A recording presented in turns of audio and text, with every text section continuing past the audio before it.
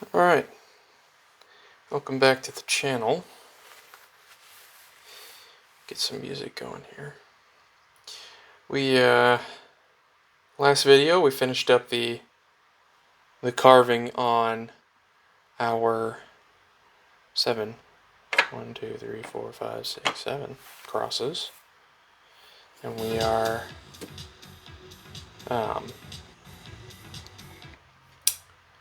we're going to finish up the crosses now. So today we will be, obviously we're new camera setup. We're going to do at the bench. This is their bench view.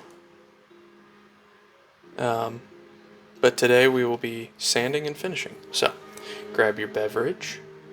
Got some Dunkin' Donuts coffee again.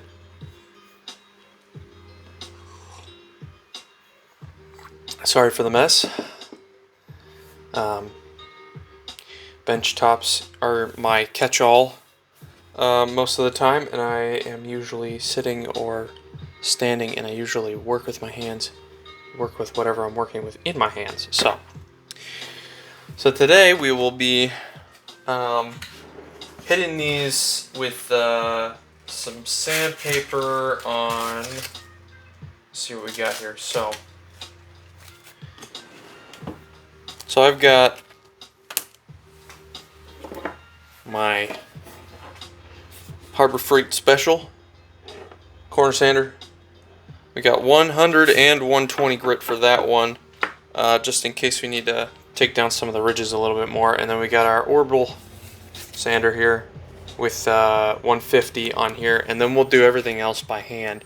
We'll do 220 and then 400. I usually end 400 on olive wood because it is really shiny and really smooth at 400. So 400 is good enough. It doesn't yeah.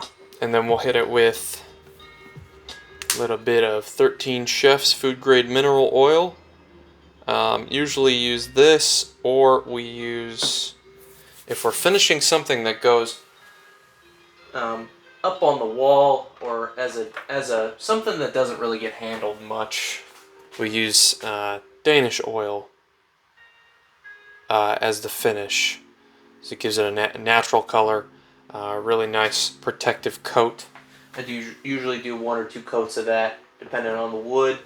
I made a plaque for my my captain who was retiring, and I finished it with Danish oil, and it turned out really nice. This is a cut off from the wood. I was practicing Sharpie here to see if we could sign the back of it, but this is the finish with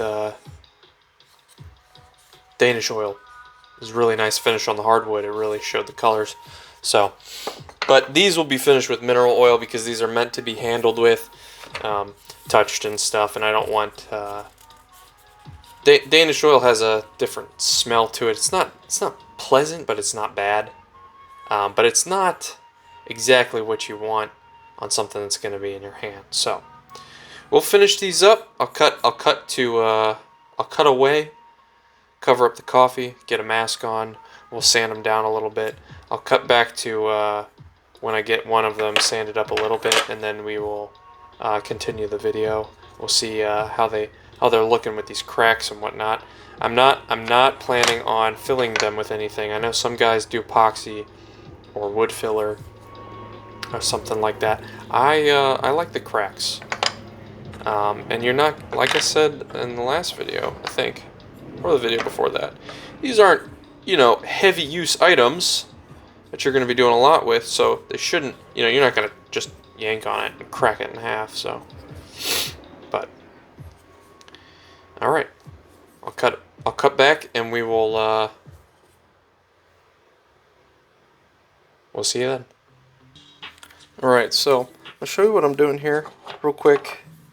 So as you can see, I'm kind of just knocking down those corners and bringing it nice and smooth, and then smoothing the surface out from when I ripped these down. You want to smooth the surface out so that these are comfortable in the hand. That's really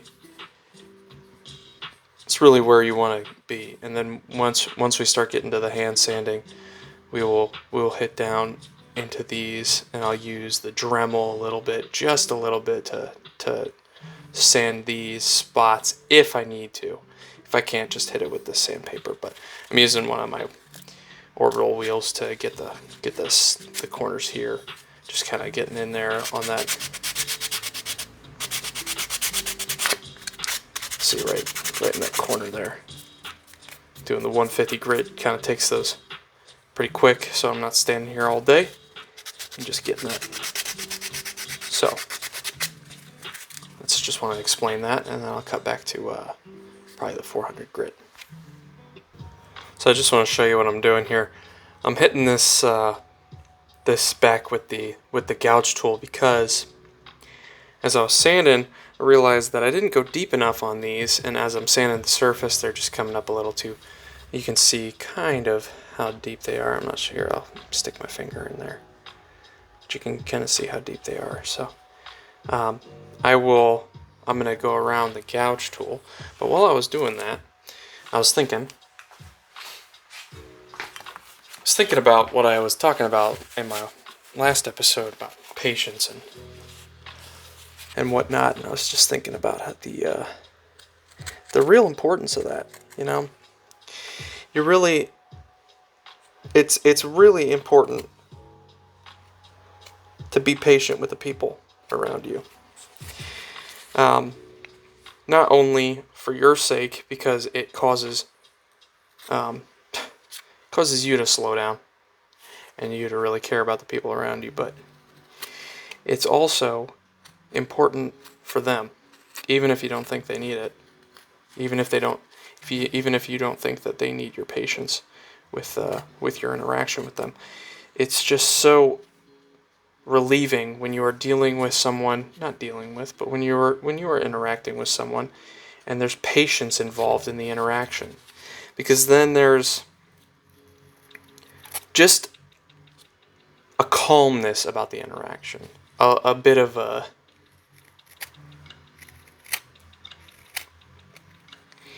there's not such an urgency with the interaction, and then you're more likely to, be calm in the interaction. And I just was thinking about that again, because I just appreciate when there's patience involved in an interaction. And I was thinking about this with our newborn, with our new baby. If you don't have kids yet, you'll soon find out. Well, not soon, but you will find out eventually, whether you're helping someone with their kids or it's your own kids. There's quite a lot of patience involved with a child, because I would say a child is the ultimate test of patience. A newborn is a different type of patience testing than, with a toddler, because a newborn has no way of communicating other than crying. Their communication skills are at the lowest level, and so it's all about communicating their needs in that level, and you have to be patient as a human adult to try and understand what their needs are. And you can keep a checklist of like, okay, she was fed at this time, or he was fed at this time, so they're going to be hungry at this time or about that time. But obviously, as a child, they might get hungry earlier or later, and you have to just watch and listen and pay attention and listen to the cry and have patience with that individual, because they're a very young individual and they don't have the communication skills we do as adults. And then when you, as the adult, start to get impatient with a child, I know this for a fact, that child starts to sense it. The child can feel your impatience somehow, some way, just maybe the tenseness of your body when you're holding them or something. That child can feel the impatience that you have with trying to figure out what's wrong with you. You know, what's wrong with you? Why are you crying still? Now, that is our place to stop. You know, if we are getting to the point where we are so impatient with the people around us that we are verbally going after them, well, not going after them, but verbally questioning them, I think that is a responsibility on us to stop, take a look back at what we're just doing and going, you know, why was I interacting that way? Am I immature enough and impatient enough to interact in a way that is rude? The answer is usually no. I mean, there's no excuse to be rude. Never, ever, absolutely never. There's never an excuse to be rude to someone. And that, we have to remind ourselves. Would we want someone to be rude to us if they were being impatient with us? Absolutely not. I don't want someone to be rude to me. So why would I be rude to them? Exactly. So, just something I was thinking about while I was touching this up. Going back through this. I want this to be deep enough so that it's really nice to run your hand over and run your fingers over, but I also wanted to kind of straighten up the lines and stuff, because I was, you know, I said it in the beginning, I trace out the lines kind of at the straight, with the straight edge, and then I kind of do my own thing with them, obviously, but you want them to be at least a little bit deep, a deeper groove, so that you can really feel them with your hands. Sorry if the focus is all weird. I'm trying to hold this down where the camera is for the bench mount here. But alright, I'll finish this up and we'll cut back to hitting this with the 400 grit sandpaper.